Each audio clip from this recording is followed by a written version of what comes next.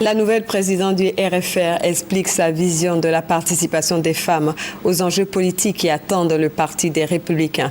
En 2015, dans une interview réalisée par notre reporter Gabriel Zani, elle fait des propositions concrètes sur les actions à mener pour l'élection du président Alassane Ouattara. Suivez plutôt. Le président Henri Konan Bédié vient de poser un acte fort pour la paix en Côte d'Ivoire. Et cette paix qui est un outil de développement. Parce que sans paix, on ne peut pas parler de développement durable. Donc c'est cette paix-là qu'il nous faut. Pour avoir cette paix, il faut l'unité. Les femmes se sont dit, nous ne pouvons pas partir en rang dispersé dans cette élection-là.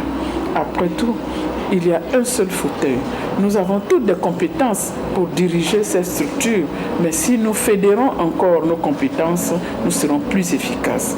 Voilà ce qui a motivé leur adhésion à ma candidature. Je milite au RDR depuis 1994.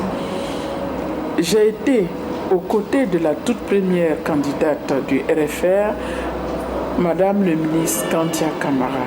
J'ai travaillé à ses côtés et aujourd'hui, en tant que médecin, en tant que travailleur social, avec l'expérience que j'ai acquise au niveau du parti, je me suis dit que je pouvais apporter quelque chose à ces femmes-là.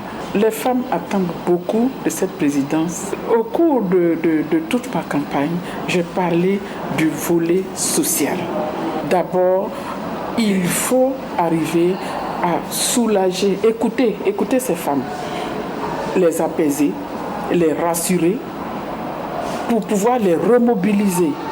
Une fois qu'on les a remobilisées, on peut les organiser et faire en sorte qu'elles puissent bénéficier de projets générateurs de revenus. Pour les femmes qui n'ont pas été à l'école, nous avons proposé faire de l'alphabétisation pour celles-là. C'est important. Il y a 61% d'analphabètes en Côte d'Ivoire. Et sur ces 61%, 72% de femmes.